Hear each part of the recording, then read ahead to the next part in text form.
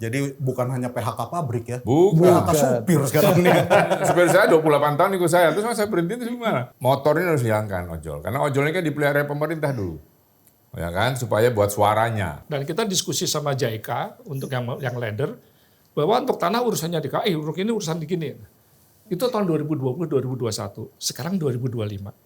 4 tahun kemudian benar-benar sadar, loh kalau 7,9 triliun untuk 4 tahun, saya nggak sanggup.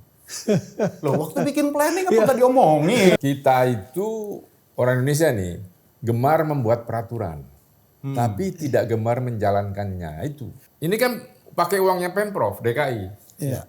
Lalu tanggung jawabnya Pemda itu apa? Itu mesti ditagih sama Pram. Kita mungkin kurang care terhadap apa yang kita pinjam bahwa itu adalah berbunga.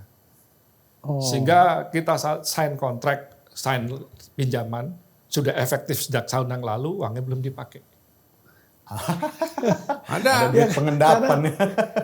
Ingat kita duduk JICA di Jepang? Yes. Dia saya ajak Kita datang sama wartawan saya ajak. Pemret. Kita harus hati-hati tuh, jangan sampai demi lingkungan tadi kita dibohongi. Nyata-nyata level provinsi aja antara Pemda sama operator belum match. Banyak yang belum match. Nah itu kan berarti bukannya musuhnya gubernur tuh. Nah, ini kan nanti bisa disampaikan ke beliau.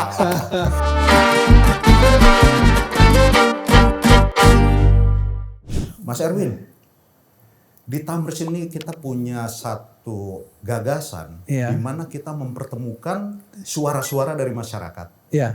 Bagaimana kita sebenarnya berpikir tentang Jakarta yang hendak dibangun bukan oleh pemerintah Dari saja. masyarakat. Justru energi masyarakat ini kan yang harus kita berdayakan. Betul, betul. Sekarang kan bagaimana kita mensinergikannya. Iya. Belakangan ini kita lagi rame nih urusan transportasi. Iya. Ya kan? Nah, Mas Erwin mungkin bisa cerita nih. Gimana sih yang kemarin itu sedang heboh-hebohnya Ini Trans sebenarnya Jabodetabek? bukan cuma orang Jakarta yang heboh, tapi Nah. orang-orang sekitar Jakarta yang bekerja di Jakarta pun heboh. Tiba-tiba Mas Pram, Transjakarta diperluas. Wah, Iya. itu sampai daerah-daerah pinggiran tuh. Daerah Bogor, daerah Amsutra, dan beberapa daerah lain. Ini antusiasnya, semua bahagia. Nah, Nggak cuma orang Jakarta yang Sampai bahagia. ada orang minta loh. Trans Jabodetabek diperluas sampai Surabaya, bahkan sampai ke Mekah katanya gitu. Ya gila ya. Artinya apa kan? Antusiasme positif dari penyediaan fasilitas publik. Ini kan menarik kan? Betul, betul, betul. Nah, pagi ini kita akan hadirkan dua tokoh yang sangat penting. Iya. Ya kan? Kita harus bicara dari sisi praktisi, Ya. dari sisi kebijakan. Ya. Ya kan? Bagaimana mereka itu sudah lama bergaul dengan urusan transportasi. Iya. Kita hadirkan Mas Tribudi. Halo. Iya. Selamat pagi semua. Kita manggilnya Mas Pak sih. Terserah. Eyang. Eyang ya. Akung juga boleh, terserah, bebas. Punya cucu kan pasti kan. Nah, Terserah. Oke, dari Mas Didi. Iya. Didi Raharjo. Ini dulu termasuk tokoh fenomenal. Iya. Ketika MRT. Awal mulai MRT. Nah, Awal mulai iya MRT. kan? Betul. Dan sekarang itu terasa banget loh. Oh iya. MRT itu kan. Bagaimana. Walaupun kepada- cuma baru Lebak Bulus sampai Tamrin. Tapi kan kita masih punya masa depan. Nah itu dia. Lalu Pak Agus Pambagio. Pambagio. Siapa yang nggak kenal beliau coba? Pengacau. Wah, bukan pengacau. Kalau kita haluskan lah ya, pengamat kebijakan publik. Bagaimana berdiri di sisi kepentingan masyarakat, tetapi memiliki relasi yang baik dengan pemerintah. Nah, pagi ini apa yang mau kita omongin nih tentang transportasi Jakarta setelah tadi kita bicara Trans Jabodetabek? Ya kita kan udah dengar nih masyarakat antusias dan kita energi dari masyarakat tuh banyak banget dan kita mau tahu sebenarnya gimana sih cara supaya kita bisa meneruskan ini untuk menjadi sesuatu yang baik buat kita semua. Kita mulailah. Bagaimana sekarang? Mungkin kan kedua Mas Pak ini kan mengamati juga apa yang terjadi di Jakarta, bagaimana respon masyarakat, dan sebenarnya apa sih yang ada di kepala pemerintah, khususnya pemerintah Provinsi Jakarta ini? Nah, DKI itu sudah mempunyai master plan. Nah, Kalau kita taat dengan master plan, taat dalam artian ada pendanaannya, ada konsistensi terhadap planning, itu kalau tadi yang disampaikan Pak Erwin, jadi itu barang. Karena apa? Di dalam master plan itu sudah ada planning sampai 2035. itu kapan master plan dibikin? Sudah sebelum tahun 2020 ya, 2015-an deh. Iya, saya belum. 2015-an. 2015, lupa. Pokoknya dia jangkauannya sekitar 20 tahun. Oke. Nah, Ditargetkan sampai dengan tahun 2035 tuh MRT punya 10 line, LRT punya sekian, terus BRT punya sekian. Itu bagus sekali. Ya, sehingga dari situ mereka menghitung kira-kira jumlah penumpangnya akan berapa. Keluarlah targetnya. Yang jadi masalah memang saat ini tidak ada satupun lembaga, mungkin saya nggak tahu, lembaga yang mengevaluasi apakah itu masih konsisten. Ntar dulu, master plan ini siapa yang bikin? Ya DKI lah. DKI saja? Pemprov DKI. Kan DKI dan sekitarnya. Oke. Dan itu pun juga ada Perpres berapa Mas? 15 2018 ya juga ada. Nah, konsistensi terhadap planning itu yang harus orang yang firm yang megang. Contohnya di tahun 2035 ditargetkan ada yang namanya TOD. TOD itu Transit Oriented Development yang bisa membangkitkan penumpang dan segala macam. Dihitung tuh tipenya mana. Terus ada lagi penerapan ERP. Ya. Di dalam master plan itu, penerapan ERP itu sudah di planning sampai 2030. Nah, tidak ada satupun lembaga atau unit kerja mengevaluasi sekarang seperti apa. Tapi master plan itu dipakai basic. Pakai basic kita ngundang konsultan membuat desain berdasarkan itu. Padahal sudah meleset semua. Contohnya berawal dari JUTP 2 ya. Di tahun berapa tuh terus, tapi evaluasinya selalu refer to ini. Jadi pernah pada suatu masa, nggak apa-apa terus ngomong ya. Pada suatu masa sekarang saya lagi diminta oleh satu kementerian untuk mengawal MRT Timur Barat. Itu juga di situ terlihat bahwa saya pernah mempertanyakan jumlah penumpang, ini intinya kan jumlah penumpang. Jumlah penumpang yang sekian kamu hitung basicnya apa? Basicnya adalah pada perencanaan lama di mana MRT itu punya feeder banyak. Ya. Katakan ada feedernya sampai 10 gitu kan. Terus saya bilang, apakah sekarang ini semua sudah 10 jalan? 10 feeder, ternyata hanya 1. Katakanlah. Oke, modelmu berubah enggak? Kalau dinolkan bagaimana? Kita nggak tahu studi itu. Tiba-tiba muncul penumpang sekian. Itu juga pernah terjadi pada waktu MRT North South. Studinya konsultan itu sampai 380.000 sekian di tahun pertama operasi. Di tahun pertama operasi. Kita review, kita panggil lagi untuk counter sampai keluar 170. Realisasinya sebelum COVID itu nggak sampai 100. Nah, jadi konsistensi itu yang harus penting. Seperti contohnya lagi, orang kan menginformasikan, seperti tadi Mas Erwin kan bicara, kita mau perluasan ini, mau pakai moda transport apa, itu tergantung pada traffic demand forecast. Ya. Jadi kalau gede kita pakai MRT, kalau jumlahnya banyak. Yang jadi masalah, apakah itu tajam transportasi traffic demand forecast? Saya pernah mempertanyakan ke salah satu rekan kita yang ahli traffic. Saya cuma tanya berapa persen perencanaan kamu terhadap realisasi? Itu rata-rata di bawah 50%. Ini saya jadi ini juga ya. Planningnya katanya udah bagus banget bagus nih, sekali. master plan. Lalu kan kita eksekusi, ya kan? Ternyata di eksekusi itu banyak hambatan. Ya. Lalu yang menjadi lebih krusial lagi, tidak ada evaluasi untuk melakukan improvement, perbaikan, revisi. Iya. Ya. Di mana ini letak persoalan sesungguhnya? Apa kita nggak ada koordinasi? Ya, atau semua mau jalan kalau, sendiri? Kalau bahasa Jawanya interagency coordination. Jadi koordinasi antar lembaga. Ya. Itu juga sekarang MRT North South kebetulan hanya 1 provinsi. Ya. Tapi kalau kita ngomong East West, itu kan bisa 3 provinsi. Ya. 1 provinsi aja sudah sangat sulit interkoordinasi. Seperti contoh yang tadi saya sebut. Si operator menyatakan saya akan membangun ini dan akan saya operasikan ini dengan catatan tanah harus bebas dulu. Betul. Ya. Ya. Keluarlah schedule. Oke, keluar dan kita diskusi sama JICA untuk yang lender bahwa untuk tanah urusannya DKI, untuk ini urusan begini. Itu tahun 2020-2021. Sekarang 2025. 4 tahun kemudian benar-benar sadar bahwa loh, kalau 7,9 triliun untuk 4 tahun saya nggak sanggup. Loh, waktu bikin planning apa nggak diomongin? Itu yang saya bilang, ini adalah salah satu yang harus kita perbaiki Pak Agus. Jadi kalau ada undangan rapat yang dikirim itu bisa Pak Ijo, Pak Idul, Pak Imo yang mungkin berapa tahun kemudian dia sudah tidak di situ. Jadi ini masalah. Dan itu tidak hanya di provinsi, di kementerian atau kan mereka kan tidak menetap situ. Sehingga kalau kita ngomong apa usulannya kan salah satunya ya membuat interagency coordination dengan steering committee. Ya, ada yang level pusat, ada yang level provinsi. Ya. Nyata-nyata level provinsi aja antara Pemda sama operator belum match, banyak yang belum match. Nah, itu kan berarti bukannya musuhnya gubernur tuh. Nah, ini kan nanti bisa disampaikan ke beliau. Sebagai top eksekutif. Iya. Jadi banyak Mas contoh-contoh. Bahkan pada waktu saya diskusi sama Pak Dirjen yang lama maupun yang baru, kenapa nggak dibuat suatu PMU, Project Management Unit khusus di kementerian, yang orangnya itu mungkin nggak berubah gitu. Secara kalaupun profesional dia lah. berubah memang menjadi problem, harus ada konsultan pendamping karena kita konsultan bukan mau jualan nih. Ada konsultan pendamping yang terus menerus. Ya. Tapi kan kita punya ketentuan. Oh kalau udah 3 tahun berturut kok dia lagi. Ini memang problem. Tapi harus ada project management unit internal yang menetap Ya, sehingga dia tahu, dan setiap rapat antar interagency orang yang kompeten lah yang harus hadir.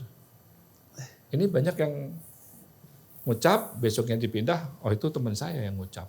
Ini nggak apa-apa disampaikan. Mulai ke Pak. lagi selalu dari. Aduh. Nah kalau kayak gini nih harus tanyanya sama. Ini di Gimana mana supaya kita bisa harus beresinnya? itu? Kalau enggak Jakarta nggak beres-beres nih. Jadi yang dari saya informasi ada perencanaan bagus, tapi pelaksanaannya no one yang mengevaluasi. Iya Monggo, gini, lanjut. kita itu orang Indonesia nih gemar membuat peraturan, tapi tidak gemar menjalankannya itu. Bikinnya peraturan panggung, jalannya udah tadi ditinggal, nggak ada yang mengevaluasi. Nanti semua bilang kita sudah punya aturan, kita mengacu pada itu. Bener nggak? Nggak ada yang evaluasi, karena belum jadi proyek. Yes. Ketika bikin proyek, apakah PMU itu proyek, apakah apa? Ada di situ. Ya, jadi memang tangan besi orang nomor 1 di wilayah kayak di pusat itu has to be do something yang membuat bahwa bawahannya ikut. Dia tidak boleh berubah-ubah. Itu yang kita nggak punya. Ada dulu Bappenas zaman Soeharto dipakai untuk itu, tapi begitu ganti pas reformasi kan hilang Bappenas. Padahal di situ isinya profesor semua itu. Hilang perannya. Hilang perannya Bapak Penasihat. Kan padahal di situ profesor semua. Doktor, nggak ada yang SDR. Kecuali yang kelas klerek gitu ya. Nah jadi maksud saya, ini kita gemar membuat tapi tidak mau mengevaluasi. Untuk menjalankan sehingga cuma bilang tadi, orang Inggris bilang mau cangkem tok gitu, cuma mulut aja. Jadi itu terus aja omong-omong. Sampai hari ini. Jadi bagus di kertas tapi nggak ada yang berani. Nggak ada yang mau menjalankan. Karena menjalankannya kan harus mengevaluasi, menghitung ulang, bener nggak?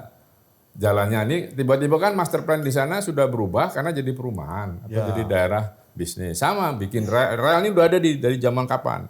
Tiba di sebelah sana Pemda bikin perumahan, komersial. Dia harusnya bikin underpass atau flyover dong. Iya. Nanti yang disalahin KAI. Kereta nabrak mobil, padahal yang nemper itu mobilnya kan.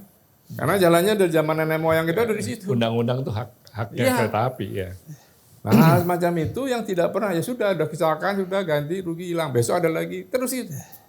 Nah sama di semua sektor, makanya waktu peresmian Trans Jabodetabek itu saya beberapa kali hadir juga, saya bilang ini pasti bagus yang dinikmati, kebetulan iya kan. Nah tetapi lalu ini kan pakai uangnya Pemprov DKI, lalu tanggung jawabnya Pemda itu apa? Itu mesti ditagih sama Pram. Karena apa? Dia harus menyediakan feedernya dari daerah dia. Jangan nyerahkan feedernya ke DKI lagi loh. Gue udah kasih backbone-nya nih. Nah itu jadi Gubernur DKI harus ngumpulin itu kepala daerahnya. Lu bikin uang APBD. Kalau enggak uang bagi hasil tarik ke kita, ke DKI. Karena kalau enggak enak bener itu daerah. Iya betul. Itu yang maksud saya itu harus dibahas dengan detail dan Pram harus. Tapi kayaknya ini agak mengkhawatirkan. Soalnya tadi Mas Didi cerita internal Pemprov aja masih gimana? Lah sekarang antar daerah antara gitu loh. Pemprov sama operator. Ya sekarang kita punya BPTJ, bubarin. Dijadikan Dirjen kan, Direktur Jenderal. Sekarang dulu itu saya udah bilang, apain bikin BPTJ? Orang kalau BPTJ bisa berfungsi dengan baik ketika kepala dinas di daerah itu hilang. Karena kalau nggak berkelahi aja itu. Ini jangan-jangan penontonnya juga nggak ngerti singkatannya apa. Transportasi Jabodetabek. Oh, itu dia. Ya kan? Jadi ada bikin sendiri. Itu eselon 1 kepalanya. Dia ngatur di peraturan transportasi Jabodetabek. Tapi di masing-masing daerah kan ada kepala dinas perhubungan. Iya. Nah, itu yang apa? Saya bilang salah satu bubarin. Akhirnya sekarang dibubarin BPTJ-nya. Masuk ke kementerian jadi Direktur Jenderal. Iya, integrasi ya. Diintegrasi. Nah itu. Nah ngomong integrasi beda lagi nanti. Integrasinya itu maunya Kalau di mana seluruh dunia integrasi itu modanya. Ya, betul. Ini maunya perusahaannya, kan coba. Tapi udah berhenti sekarang karena ada LO dari kejaksaan yang tidak mengizinkan itu. Udah selesai. Nah sekarang tinggal interkoneksi, makanya daerah Pak Gubernur DKI itu DKJ sekarang itu harus minta kepala daerah itu untuk chip in dong, jangan mau masa kita berapa sekarang 3,7 triliun kalau nggak salah Jabodetabek, Trans Jabodetabek itu besar. Dulu zaman Pak Sutioso, saya ikut dalam pembahasan busway Transjakarta. Dulu tarif hitung-hitungan ekonomis 8.000 waktu itu. 2000 berapa itu? 2005, 2000 sekitar. Nggak mau, nggak bisa. Ya saya bilang Pak Gubernur itu, Pak kalau Anda nggak tinggi, naiknya susah sampai sekarang. Pagi 2.500, siangnya 3.500. Nggak bisa naik seperak aja bingung itu, ribut itu. Ribut. Ya kan? Nah sekarang mesti dicari skemanya soal pembiayaan itu. PSO ya oke, PSO di mana-mana juga pemerintah daerah, pemerintah yang membiayai transportasi masyarakat. Sekarang kan manula kayak kita gratis. Ada 15 golongan, manula lah, tinggal dia per rusun lah semuanya itu gratis. Ngetapnya tup nggak bayar. Iya. Itu bagus.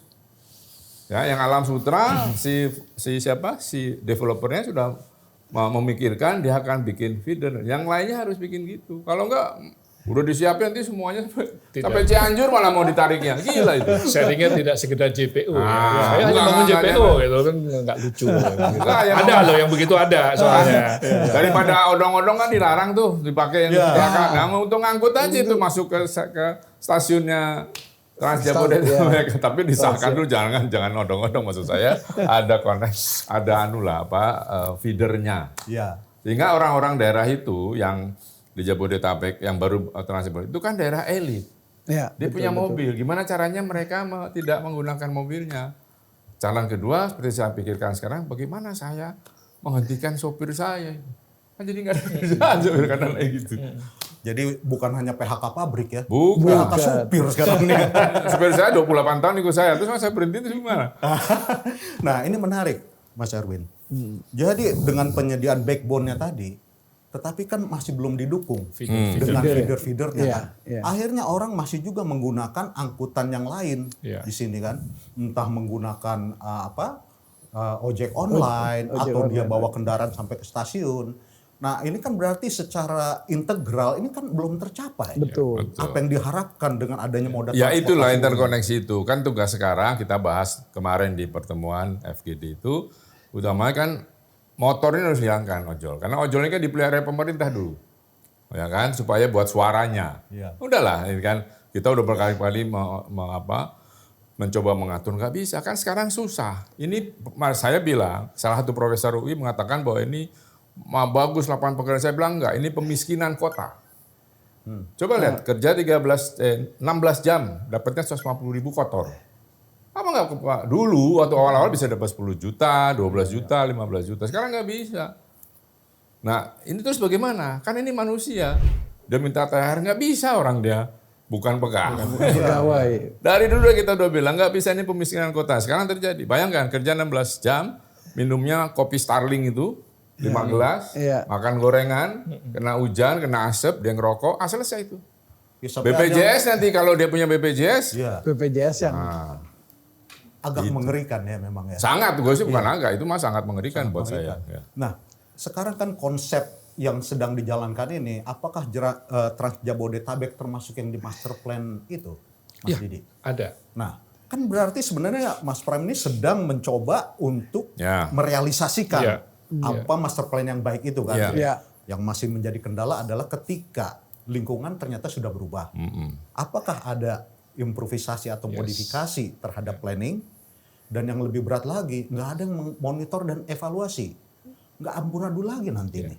Nah jadi apa yang harus dilakukan mumpung Pak Gubernur masih baru nih, supaya dari awal nih. Iya dari awal nih, karena awalnya kita kan sudah lagi senang nih, tiba-tiba ada Trans Jakarta. Kalau menurut saya ya bukan merealisasikan, Mas, mereview dulu. Oke. Ya mereview. Seperti tadi Pak Agus Pambagio, Mas Apam saya manggilnya. Itu kan ada feeder-feeder yang terinterkoneksi dengan backbone-nya dengan lainnya. Itu kan ada syaratnya. Ada yang kita dulu memperkenalkan park and ride, tapi juga ada yang namanya kiss and ride gitu ya. Jadi nggak perlu nyediain. Itu ada beberapa tipe-tipe yang gitu. Dan itu dulu yang dievaluasi. Karena sekarang tuh kita mengacu pada master plan yang lama, yang sudah berubah, tapi acuannya selalu seperti itu. Sehingga dampaknya apa? Investasi kita kelebihan, terutama pada pengadaan rolling stock. Ya. Kalau itu kereta. Itu Ya, mahal bisa sekali. Itu dari kira-kira 10-15% dari total cost. Kalau headway-nya di bawah 5 menit ya. Kira-kira begitu. Itu pernah kita berdebat, memang nggak salah juga. Konsultan Jepang kan, ini confirm ya. Karena ini confirm, dikonfirmin. Ya dia basic itu. Padahal itu udah meleset. Jadi banyak Mas, banyak sekali yang kalau diusulkan ke Pak Gubernur, review lah yang itu master plan dengan kondisi yang existing. Iya. Bahwa yang dulu sama feeder begitu banyak, ternyata seperti contoh. Pada tahun 2022 diharapkan sudah ada dua line MRT. Sekarang kan masih satu, North South aja. Kan dulu ada North South, ada East West, ada yang Loop, dan segala macam. Itu masih belum.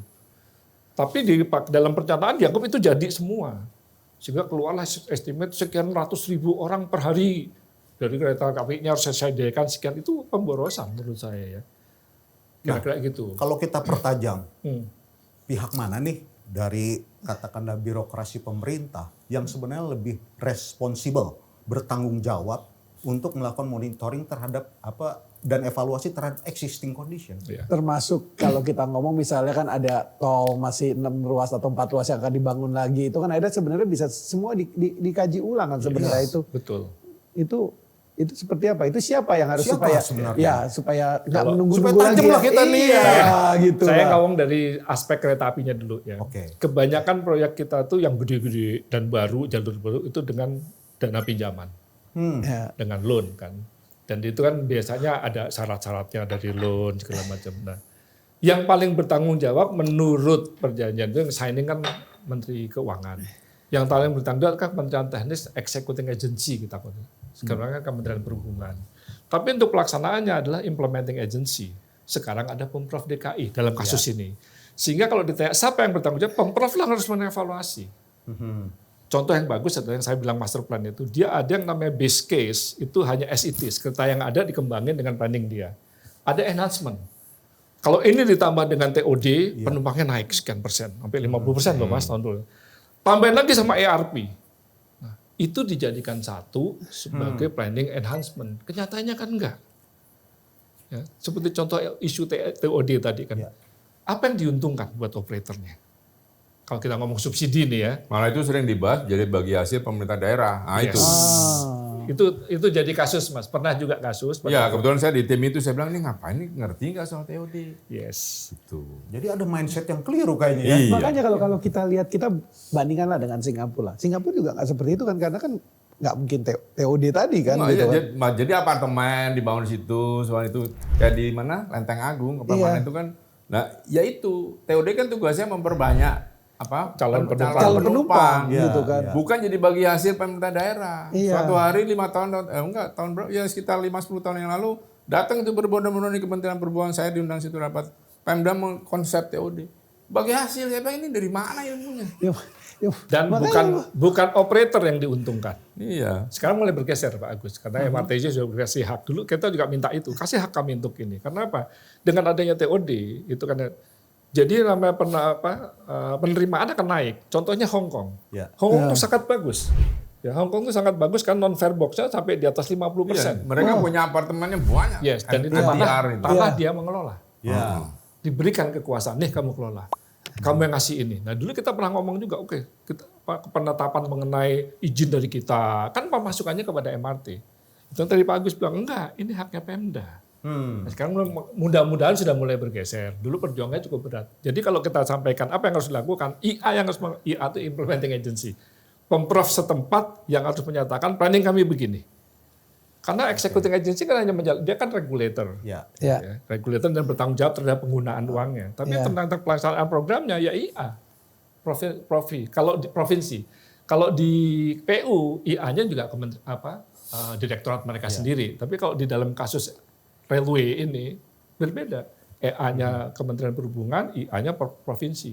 Nanti si pelaksananya tuh operatornya tuh disebut sub-nya implementing agency. Jadi mereka yang harus melaporkan kepada EA, ini loh program saya seperti ini. Itu istilah profesornya two step loan. Two step loan. Itu. Kayaknya gitu. Step itu tadi yang dijelaskan Mas Didi itu dia tanggung jawab implementasinya siapa, executing agency-nya berapa, kan DKI yang pinjam kan perhubungan pemerintah. Iya. Lalu di executing agency-nya si Pemprov. Ya, supaya ini juga Mas, kita mungkin kurang care terhadap apa yang kita pinjam bahwa itu adalah berbunga. Sehingga kita sign kontrak, sign pinjaman, sudah efektif sejak tahun yang lalu, uangnya belum dipakai. Ada. Pengendapan. Ingat kita duduk JICA di Jepang? Yes. Dia saya ajak Kita datang sama wartawan saya. sama Pemret. Kita berdebat sama JICA, ampun deh. Artinya kita bisa lakukan. Nah, saya berharap Mas Pram bisa lakukan itu ketika nggak beres. Ayo kita publik datang bicara sama yang kasih duit. Boleh kasih duit aja, jangan semena-mena. Itu yang saya maksud. Jadi ada lembaga yang mengevaluasi planning, ada juga yang mengevaluasi. Kan gini, kalau kita pinjam uang katakan 100 triliun, kan nggak mungkin sekaligus kita pinjam. Ya. Tahap pertama mungkin 30 triliun. Ya. Terus kapan tahap keduanya itu juga harus ada orang yang monitor. Oh jangan sekarang. Karena menyangkut cost kan, interest kan itu. Makanya banyak orang yang menganggap tuh bangun beginian tuh rugi gitu. Ya itu berarti anggapan yang salah dong. Kan banyak orang yang bilang, ngapain sih kita bangun kayak ginian, udah biayanya besar, ininya besar, nggak rugi. Dan ini sebabnya. Dan itu ditambah korupsinya. Pinjamnya 100, dapatnya 80, 20 buat sana ya. Kalau untuk public service memang tidak bisa hanya FIRR yang dinilai ya, Financial Internet of Return. Tapi ekonomik juga, apakah polusi penggunaan itu juga harus dihitung dan ada nilainya. Nah, kalau itu Bappenas lihai, pasti tahu. Tapi itu harus selalu dievaluasi. Yang mau saya garis bawahi tadi kan sesi pertama perencanaan yang harus dievaluasi dan konsisten terhadap revisinya. Yang kedua pendanaan. Kita harus sangat ketat memonitor pendanaan karena itu uang loh. Kita bayar bunga loh itu. Uang mandek itu kan juga dikenakan pada setiap akhir tahun. Itu problem kita. Nah sekarang itu yang sering dibahas itu soal ESG. Tadi pertanyaan environmental, social, governance. Yes. Itu harus ada. Kalau perusahaan itu nggak, karena lender itu pasti tanya, ESG-mu berapa? Ada skornya. Yes. Gitu. Nah, tadi kan bicara masalah yang harus dilihat, itu kan bukan hanya dari sisi finansial kan. Yeah. Ada juga sisi ekonomi. Economic rate of return. Terus kan sekarang tuh lagi rame juga nih, bagaimana kita menuju green transportation. Yeah. Apakah di dalam master plan yang sudah dimiliki Jakarta ini, sudah memasukkan faktor tersebut? Mestinya sudah Mas, karena dia berani menyatakan itu visible, berarti EIRR-nya memenuhi syarat. Nanti green itu kan ekonomik, artinya polusi berkurang dan segala macam itu kan termasuk dalam perhitungan ekonomi. Mestinya sudah. Tapi saatnya yang tadi kita sampaikan, saatnya sekarang lah sampaikan kepada Pak Gubernur, kita mereview. Benar nggak bahwa tol masih berlomba-lomba menyebabkan polisi, kereta apinya terlambat terus. Ya dibiarkan, ditinggalkan. Itu yang harus kita evaluasi. Jadi ini baru dua nih topiknya nih, perencanaan sama pendanaan gitu kan. Nanti ada interagency coordination yang juga kritis menurut saya, 3 poin itu. Gitu Pak apa? Ya dan kalau kita bicara soal environment gitu ya, sekarang ini saya sudah dari sejak waktu itu saya masih di KLHK juga, saya minta Pak Bu Dirjen waktu itu B3 dan sebagainya itu mulai dihitung. Sekarang kan didorong mobil listrik, murah, ya kan, tidak pakai PPN. Tapi ini barang ini ada baterainya. Nah itu gimana? Nah, kita mesti lihat polisi Cina, kemarin saya baru kembali dari sana. Sudah kewalahan juga itu, makanya dia pasarin di sini. Sementara di sini kalau mau masuk harus ada TKDN, sama presiden dirubah, no TKDN, cilaka lagi nih. Ya kan? Jadi bagaimana kita? Nanti ini sekarang dimasuk, mau pakai insentif segala macam, orang berbondong-bondong beli mobil listrik. Habis itu ada yang jaminan 8 tahun asal dipegang terus tidak dijual belikan.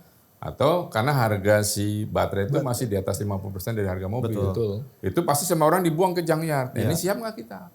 Nah, nanti balik tadi yang dipertanyakan soal lingkungan. Ya, dan lagi Pak Gubernur juga harus hati-hati.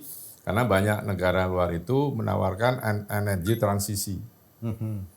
Di kita itu kan energi pokoknya pakai batu bara, orang kita punya itu Ya, banyak disuruh sekali. matiin semua. Ini orang jualan ini. Udah jualan ini, jualan itu. Nanti coba sebentar, pasti ada akan ribut. Jadi Pak Gubernur harus paham, hati-hati dengan model energy transition ini supaya tidak mengganggu rencana gubernur ke depan dari sisi lingkungan. Karena kan kita ikut di UNFCCC itu tuh yang perundingan PBB untuk lingkungan hidup. Saya kebetulan 15 tahun 15 kali ikut hadir itu, ya majunya pelan. Orang dagang kan harusnya orang negara-negara maju itu harus membayar banyak, harus model yang itulah. Nah itu kita harus hati-hati tuh, jangan sampai demi lingkungan tadi kita dibohongi. Padahal itu jual alat. Ingat dulu waktu Jakarta heboh cuaca buruk. Nah itu kan ada gambar tuh, peta gitu warnanya merah. Merah aman. Itu simulasi, bukannya itu gitu-gitu. Nah itu yang harus jeli Pemprov. Supaya program-program ini jalan sesuai kemampuan kita tadi, mereview semua yang sudah pernah atau dijadikan acuan. Itu yang kita terapkan dalam, kan setiap minggu ini kita ada FGD nih sama timnya gubernur. Ya oke, kita ingatkan aja. Jadi gubernur itu harus konsisten dengan perencanaan sebenarnya kan. Nggak bisa Tapi di-review Setelah dulu. di-review. Ya setelah di-review. Dengan Ya. existing condition. Kan sudah banyak penyimpangan. Kalau boleh tahu, kapan sih master plan yang udah sekian tahun lalu itu pernah direview? Saya nggak tahu detailnya, Mas. Tapi sampai sekarang tampaknya itu masih dipakai untuk acuan. Iya. Ya, itu masih dipakai. Karena apa? Di dalam perencanaan yang terakhir aja, MRT Timur Barat, itu masih dipakai. Iya. Sehingga kita tahun 2000 sekian udah mulai IRP, tahun 2000 sekian udah mulai IRP, berarti penumpang saya bisa nambah sekian. Itu menjadi hitungan investasi kita. Baik untuk signaling system maupun untuk rolling stock untuk kereta apinya. Dan itu cost-nya besar. Ya, itu besar itu. Nah, gimana nih Mas Erwin? Sebenarnya menarik, challenging, tapi rada-rada berat.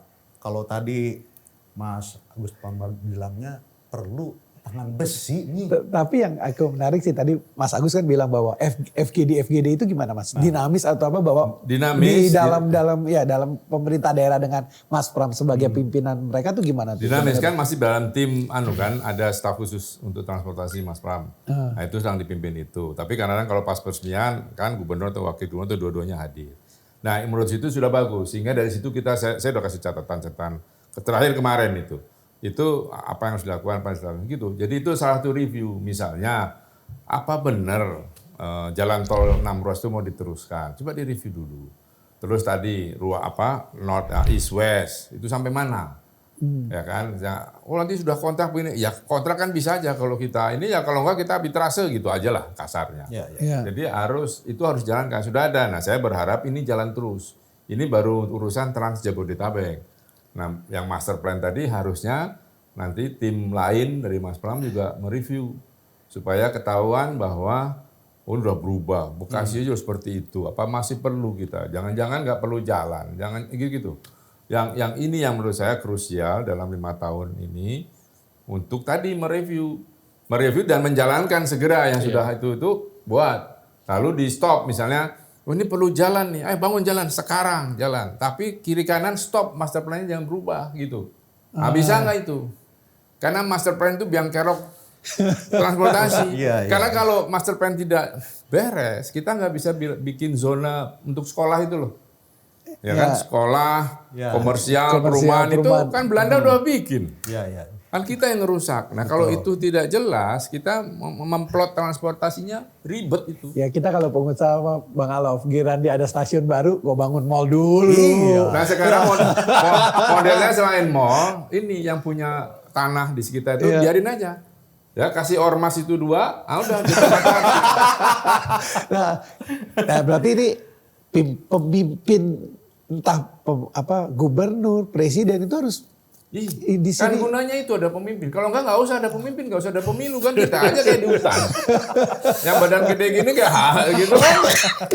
Selesai, ya kan? Ya. Tapi ini sangat menarik ya. Saya aja baru dengar nih bahwa setiap minggu ada FGD. Ada. Tentu kan FGD ini. kan kita ketemu loh peresmian Trans Jabodetabek kita ada. Iya. Cuma saya kadang ngasih taunya hari ini besok lah kan kita kelabakan juga. Tapi oke lah, banyak teman-teman yang bantu. Ya. Artinya kan di sini ada komunikasi ya. Ya. Baik antar di dalam pemerintahan sendiri maupun dengan masyarakat Ya. yang mungkin diwakili. Sekarang Ya. oke. Nah, hal-hal seperti ini kan sebenarnya satu hal yang baik ya. Ya. Ketika dialog itu berlangsung. Karena seperti tadi yang kita bilang, Jakarta ini khususnya itu dibangun bukan oleh pemerintahnya saja, tapi bagaimana publik bisa berpartisipasi. Yang paling sering terjadi adalah publik kan nggak tahu pemerintah mau kemana. Iya. Ya kan? Karena reviewnya nggak ada, sehingga pemerintah Nah. juga bingung mau ngomong apa nih. Jadi kan siapa sih yang sebenarnya berhak dan bisa memberikan masukan kepada pemerintah tentang situasi yang real di lapangan? Ya, Ya, betul. mestinya orang-orang netral seperti Mas Apam ini. Tapi saya kembali kepada tadi, apa yang harus diperbuat oleh Pak Gubernur. Ya. Nomor satu itu kan integrasi. Nomor satu yang harus ditetapkan adalah berapa persen target transportasi massal melayani pergerakan di Jakarta. Itu berbeda-beda. Setelah transformasi baru kita ngomong modanya. Mau pakai LRT, mau pakai MRT, mau pakai bus. Ini saya tadi ngintip data saya nih. Bentar. Contoh, ini ada visibility JICA dinyatakan pada tahun 2027 public transport porsinya ada 30%. Kan gede tuh Mas. Gede. Sekarang berapa? Apakah sudah sampai 10%? Pergerakan ya dalam kota kan. Sehingga tadi yang Pak Agus Pambagio bilang apakah 6 ruas tol tetap jalan? Apakah ini tetap jalan? Ya tergantung policy. Kalau polisi menyatakan enggak, transportasi massal hanya 10%, ya berarti transportasi jalan tetap diutamakan. Ya, ya. Atau terbalik, enggak, saya maunya memang betul yang di tahun 2007 harus 30%. Berarti kan berubah semua planning yang tadi saya bilang master plan itu. Itu yang harus ditentukan Pak Agus Pambagio. Menurut saya ya, jadi Iya. tetapkan dulu berapa persen transportasi massal mengambil porsi untuk mengangkut pergerakan manusia di Jakarta. Itu intinya. Kalau Jakarta kan 30% ya berarti kan keretanya dijual gitu kan. Tapi kalau kita nyatakan enggak, kita evaluasi dulu deh. Oh sekarang ternyata umpamanya, saya nggak tahu angka persisnya. Katakan baru 7%. Oke dalam 5 tahun ke depan saya mau 15%. Artinya kan master plan yang sudah ada kita review. Betul nggak? Kan ada pergerakan manusia per hari di Jakarta itu berapa? Ya secara teknis pasti bisa lah dihitung. Menurut saya ide itu yang selain mereview, satu patokan berapa targetnya Pak Gubernur untuk diangkut oleh massal. Ya kemarin aja baca ya, jadi kemampuan transportasi publik kita itu 2,3 juta tuh per hari. Lalu kan ada kebijakan Pak Gubernur setiap Rabu, Ya. ASN mesti naik itu. Kalau nanti dilanjutkan dengan swasta, nggak sanggup Pak. Transportasi kita mengangkut mereka. Pertambahan 3,2 juta, sementara kemampuan transportasi kita 4 juta. Masih kurang 1 juta. Terus gimana caranya? Ya itulah akibat master plan diabaikan. Nah. Ya kan, sehingga tidak bisa membuat rute sekolah. Ya. Ya kan, ya, rute ke pasar atau rute ke komersial lain dan sebagainya.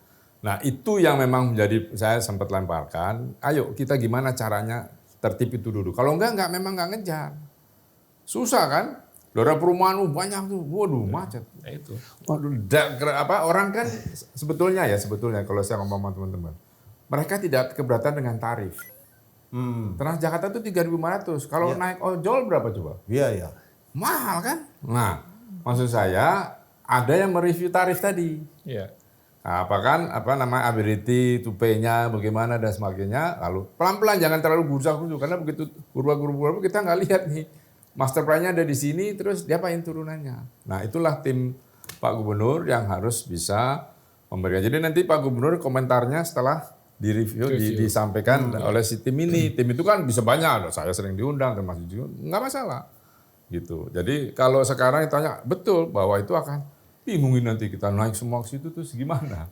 Makanya kalau ojol itu bisa dianggap sebagai nggak bisa kan Nggak sebenarnya bisa, kan? itu bukan Makanya kan transportasi. bukan Iya. transportasi. Di undang-undang 22 nggak ada. Iya, tapi kan itu kan seolah-olah dianggap itu sebagai Karena itu transportasi tadi umum. dianakmaskan dulu ada kawan kita Politik. profesor itu bilang wah ini itu kan jadi gimana?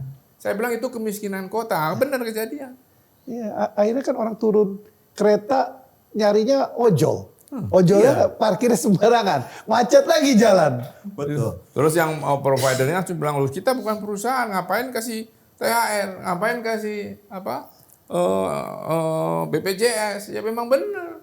Ya, yang bikin begitu juga pemerintah. Saya terlibat bikin peraturan, saya bilang nggak bisa, Menteri Perhubungan bilang, ayo bikin Mas. Sabtu Minggu kita kerja. Ya nggak ada yang bisa, orang cantelan di atasnya nggak ada. Kan cuma politis saja. untuk menggerus suara aja. Nah, kalau kita lihat nih Mas Erwin, Jakarta ini kayaknya udah komplit ya. Ada ya KRL ada. Lama.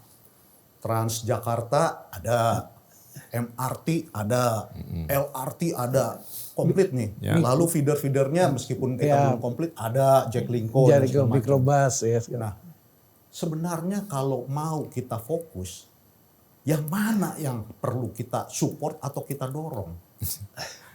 Itu tadi tadi kan di luar kita bicara bahwa harus ada melingkar sama silang. Ya. Nah, udah tentukan yang mau mana, mau KRL, pokoknya yang rel melingkar sama silang. Ayo. Sisanya feeder, bus. Di seluruh dunia begitu. Nggak ada yang amburadul kemana-mana gitu. Ya Tapi memang harus duduk bareng gitu bahwa feeder-feeder itu kan bisa aja akhirnya swasta. Kalau saya Jangan gabungin perusahaan aja. Betul. Itu lebih ribet peraturan. Sekarang KRL mau diambil sahamnya ke DKI. Lah, yang dilewatinnya kan gue juga mau dong. Itu kusut. Ya itu dia. rebutan kue ya. Ujung kepala kita ini hanya duit. Ya proyek. Proyek. Bukannya pelayanan untuk masyarakat. Program pelayanan ya. Gue dapat berapa, makanya tadi cuma 2 tahun, 3 tahun. Waduh, gue sebelum selesai gue mesti dapat duit. Nah, jangan-jangan tuh posisi itu dia juga bayar ke bosnya kan. Ini yang repot kita. Karena udah tradisi. Udah dikasih tahu tuh bahwa yang repot itu gitu kan. Bahwa sebenarnya. Pinjam duit berapa kredit 100 juta, dapatnya cuma 80 juta. Yang 20 biar cepet. Nah, itu nggak usah dibuktikan lah, nggak usah KPK terjadi.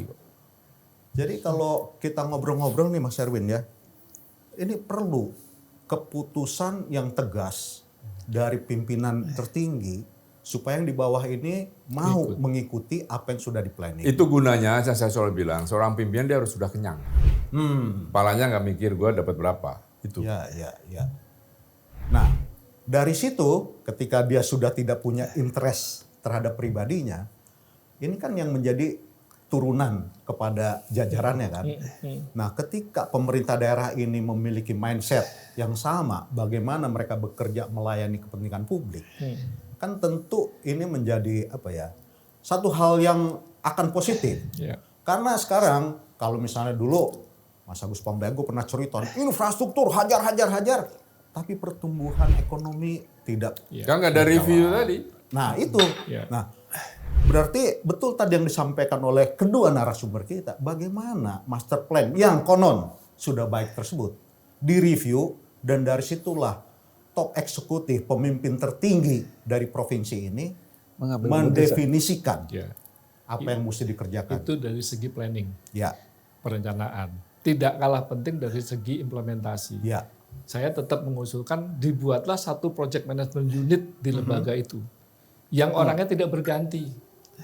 Karena kalau tetap pejabat 2-3 tahun berputar lepas lagi nih. Apakah itu dibuat satu unit khusus intern atau konsultan khusus saya nggak tahu. Tapi harus ada orang yang konsisten membaca planningnya Pak Gubernur. Karena nggak ada project management. Itu kan dulu pernah ada tuh, lupa saya tahun berapa ya. Pernah ada tuh PMU itu, tapi nggak tahu. Kan kalau di swasta sih udah biasa itu. Kalau dibilang PMU, bisa kita koordinasi intern kan ada SK, ya kan itu nggak cukup. Karena ada pergantian orang kan. Yang saya potret adalah tim ini boleh saja isinya pejabat, tapi setiap 2 tahun pasti diganti, diganti dari tempat lain lagi. Jadi nggak nyambung ini. Pelaksanaan planning. Kalau planning nanti kan udah kita urai kan. Yang ini, entah itu nanti mungkin diusulkan Pak Gubernur bentuk satu lembaga, katakan diketuai oleh katakan PMU provinsi adalah katakanlah Sekda, nanti pelaksananya adalah Bapeda untuk mengkoordinir. Jadi dinas-dinas itu semua lapor ke dia, termasuk katakan operatornya itu kepada dia. Pak Budi, pengalaman Pak Budi sendiri di MRT dan dari Pak Budi sampai sekarang, apa sebenarnya yang ini loh kalau kamu itu nggak punya tim unit kerja yang itu apa yang paling menonjol yang kita bisa ngomong ke Pak Gub loh, itu loh lihat tuh MRT Jakarta juga akhirnya seperti itu. Gitu. Pada waktu saya megang North South, saya beruntung. Saya beruntung karena pengambil keputusannya secara pribadi saya kenal. Menterinya dulu pernah sekolah bareng di kampus, terus dirjennya saya sekolah bareng, sehingga segala sesuatu tuh dengan mudahnya telepon. Kan sekarang enggak. Jadi sekarang yang dibuat oleh si operator atau sub implementing itu tidak terjemahkan dengan baik oleh Pemda. 2 tahun 3 tahun itu baru sadar, saya nggak mampu melakukan ini. Padahal planning kita sudah ke sana. Nah kalau dia tidak mampu menurunkan 4 tahun bergeser umpamanya ya Pak Agus, 4 tahun bergeser, tadinya 2031 Pak Agus, sekarang 2035 pun saya masih ragu, kan 4 tahun bergeser. Apakah benar investasi kita sudah sebesar itu? Itu yang tadi saya bilang pendanaan, monitoring pendanaan. Kapan kita minta pinjaman kedua? Kalau kita minta berdasarkan yang lama, kan idle lagi uang itu. It's a cost kan itu.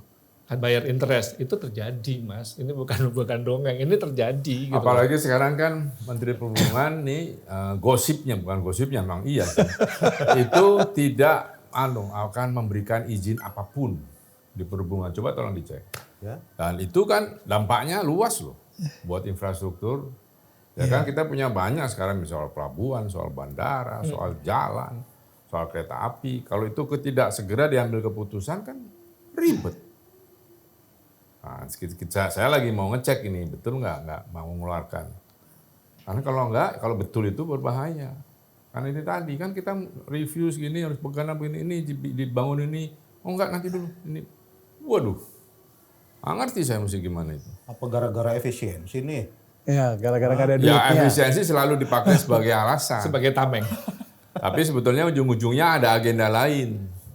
Yang ini lebih ke sektor ekonomi. Kalau sektor ekonomi dibuat negara is fine. Kalau sektor ekonomi buat kelompok golongan itu yang cilaka gitu. Yang mengerikan.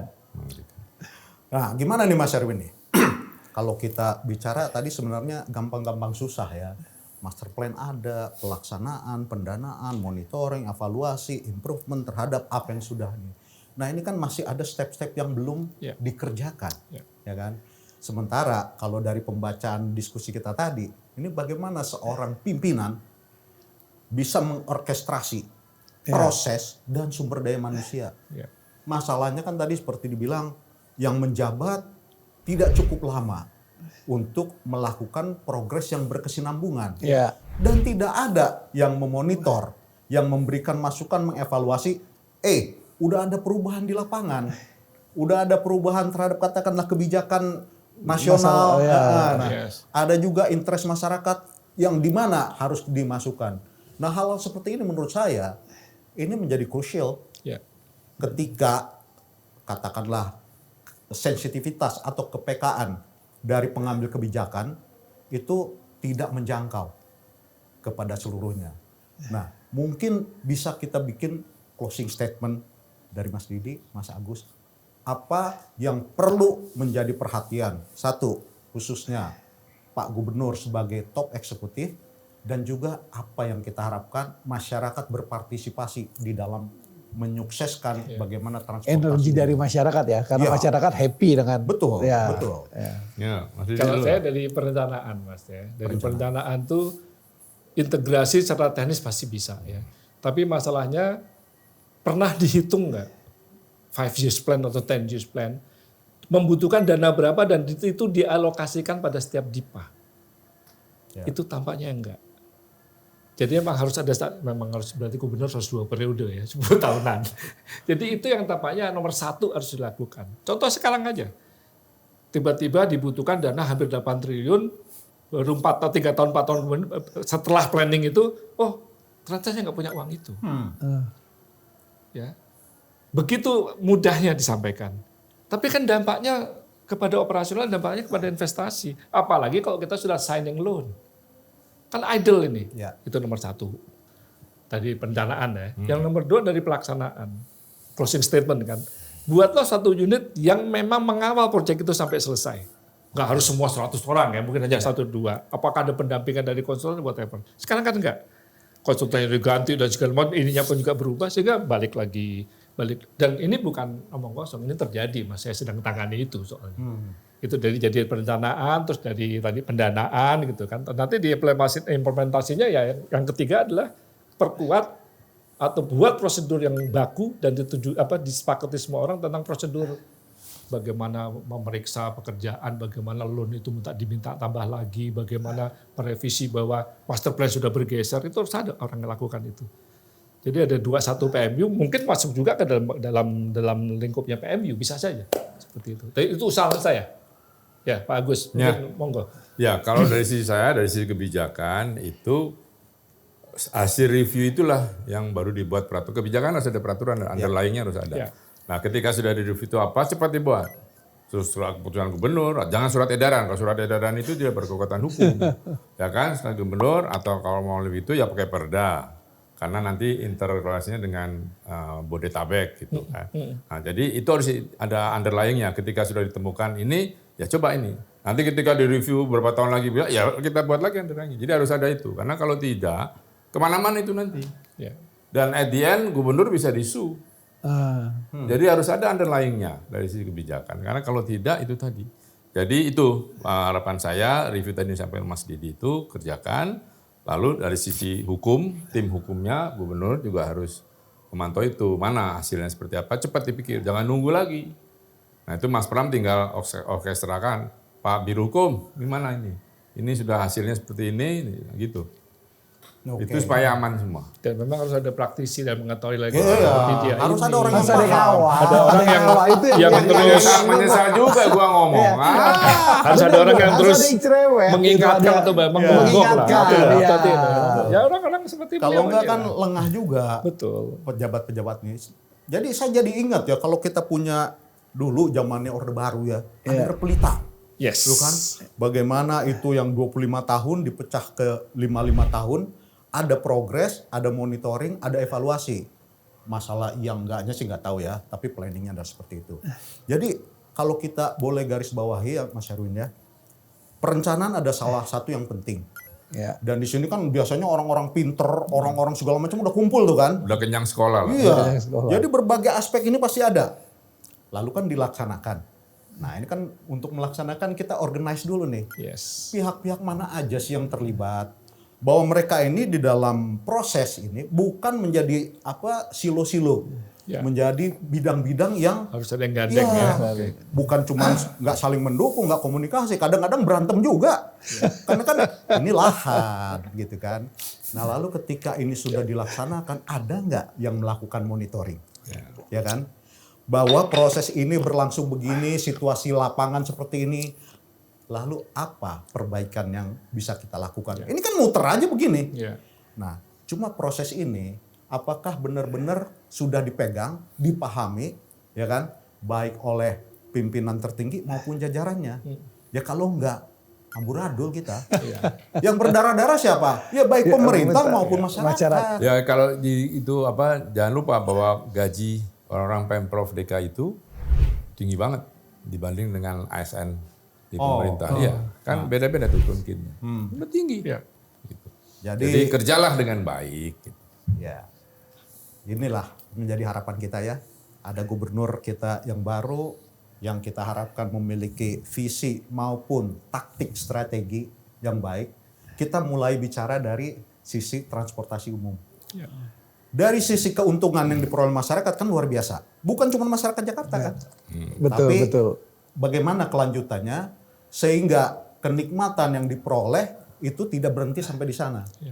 Selain juga kalau kita bicara ya mungkin kalau tadi bicara tarif mesti dievaluasi ya biar win-win solution lah. Berarti gini aja, dari berapa 5 atau 7 daerah yang ada diundang ke sini aja. Ya. Lu punya komitmen nggak? Lu punya komitmen nggak? Betul Ya. itu.